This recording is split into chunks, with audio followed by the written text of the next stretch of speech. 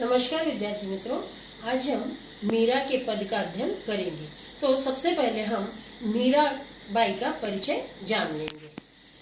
तो मीरा का जन्म राठौड़ वंश के राजस्थान मेड़ता राज्य के अंतर्गत कुड़की गांव में सन 1504 में हुआ था। बाल्यावस्था में इनकी माता का निधन हो गया था और इनके पिता अधिकतर युद्ध में ही रहते थे, अर्थात इनका जो पालन पोषण का कार्य था वो उनके दादाजी ने किया था। मीरा का विवाह मोवाड़ के राणा सांगा के ज्येष्ठ पुत्र भोजराज के साथ सन 1516 में हुआ। विवाह के उपरांत जब इनकी सास ने इनको पूजा के लिए देवी के मंदिर में भेजा तो इन्होंने स्पष्ट मना कर दिया। दुर्भाग्य से इनके 25 वर्ष की अवस्था में ही पति का सन 1523 में देहांत हो गया। सन 1527 में बाबर और राणा सांगा के बीच चलने वाले कनवाह युद्ध में इनके पिता भी मारे गए। शीघ्र ही राणा सांगा की भी मृत्यु हो गई। इस तरह 30 वर्ष की आयु पूर्ण होते होते मीराबाई ने माता, पिता, बाबा, पति और ससुर जी को खो दिया। इन आघातों को सहन करते करते मीरा कृष्ण भक्ति में लीन हो गई। उनका जीवन वैष्णव साधुओं के सत्संग में व्यतीत होने लगा। वे कभी कभी भगवान की मूर्ति के सामने नृत्य करने लगती थी। राणा सांगा के बाद रत्न सिंह उनके छोटे भाई विक्रमादित्य चित्तौड़ के राजा बने। दोनों को मीरा का आचरण राजा कुल की मर्यादा के विपरीत लगता था, अतः इन्होंने मीरा की कृष्ण उपासना में विघ्न डालने के लिए, बाधाएं डालने के लिए उन्हें अनेक कष्ट दिए। उन्हें विष देकर उनके प्राण तक लेने का प्रयत्न किया। घर वालों से परेशान होकर संकटों से मुक्ति पाने के लिए मीरा ने यात्रा करने का निश्चय किया। वे द्वारका और वृंदावन गई। जहाँ वे जाती वहाँ उन्हें मान सम्मान मिलता। लोग उन्हें देवी जैसा प्यार और सम्मान देते। मीरा की ख्याति देश के कोने कोने में फैल गई। एक दिन द्वारका में ही रणछोड़ जी के मंदिर में उपासना करते समय मीरा की आत्मा उनके आराध्य श्री कृष्ण में लीन हो गई। अतः 1546 में उनका निधन हो गया। इनकी प्रमुख रचनाएं हैं गीत गोविंद की टीका, नरसी जी का मायरा, राग मल्हार, सोरठ के पद इत्यादि। मीरा के पद में श्री कृष्ण के रंग में रंगी मीराबाई को पारिवारिक और सांसारिक बाधाएं कृष्ण भक्ति मार्ग से डिगा नहीं सके। तीव्र विरहानुभूति और कृष्ण प्रेम की अपूर्व आनंदावस्था की सरस अभिव्यक्ति इनके पदों में दिखाई देती है। इनकी भाषा में राजस्थानी, गुजराती, ब्रज आदि का सुंदर समन्वय है। तो अब हम मीरा के पहले पद का अध्ययन करेंगे। पायो जी मैंने राम रतन धन पायो, वस्तु अमोलक दी मेरे सतगुरु, कृपा कर अपनायो। जन्म जन्म की पूंजी पाई जग में सभी खुआयो, खर्चे नहीं कोई चोर न लेबे, दिन दिन बढ़त सवायो। सत की नाव खेवटिया सतगुरु, भव सागर तर आयो। मीरा के प्रभु गिरधर नागर, हरक हरक जस गायो।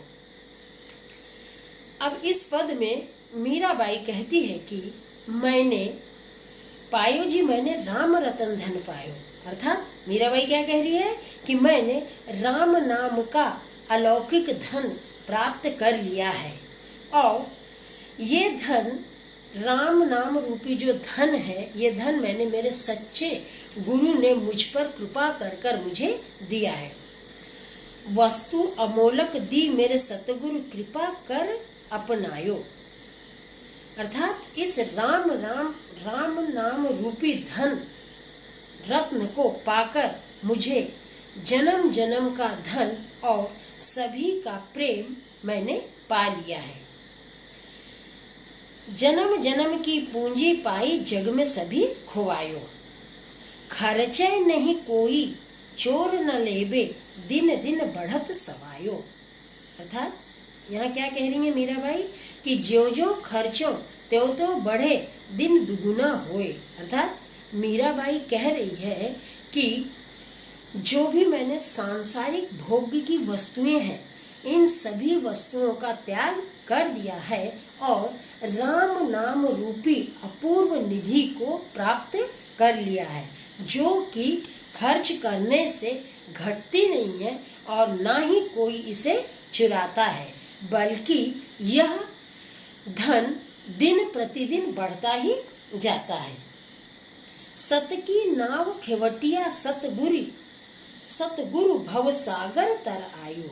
अर्थात मीराबाई क्या कह रही है कि राम नाम रूपी सत्य की जो नाव है वो मुझे मिल गई है, जिसका कि सच्चा गुरु खेवनहार है।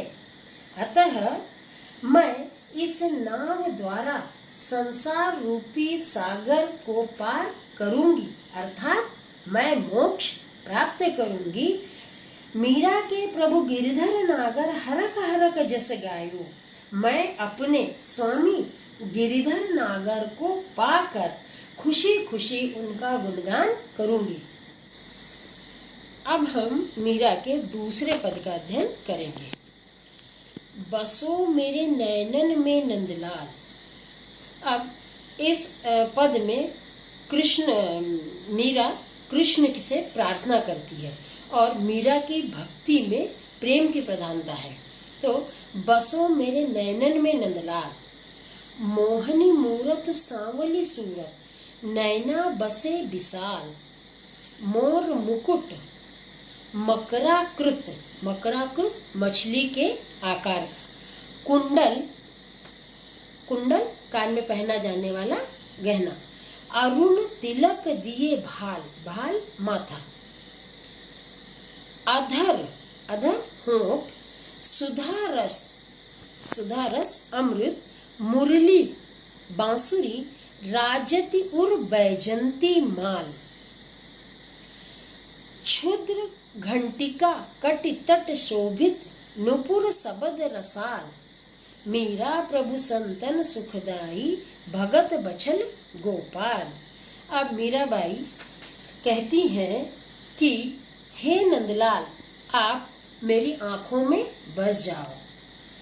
अर्थात आपके सिर पर जो मोर का पंख का मुकुट है और कानों में जो मछली के आकार के मकराकृत कुंडल है और माथे पर गहरे लाल रंग का तिलक सुशोभित हो रहा है, होठों पर सुधारस अमृत बरसाने वाली बांसुरी है और गले में वैजंती माला विशेष है।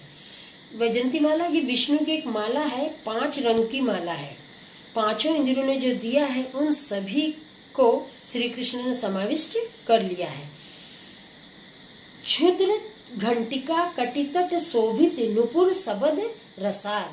अर्थात मीराबाई क्या बता रही हैं कि कमर में करधनी बांधे हुए हैं, जिसमें छोटे छोटे घुंघरू सुशोभित हो रहे हैं। आपके चरणों में बंधे हुए घुंघरुओं की मधुर ध्वनि बहुत रसीली प्रतीत हो रही है। हे प्रभु, आप सज्जनों को सुख देने वाले, भक्तों को प्यार करने वाले तुम श्यामल, सुंदर, वत्सल व मन को मुग्ध कर देने वाले हो।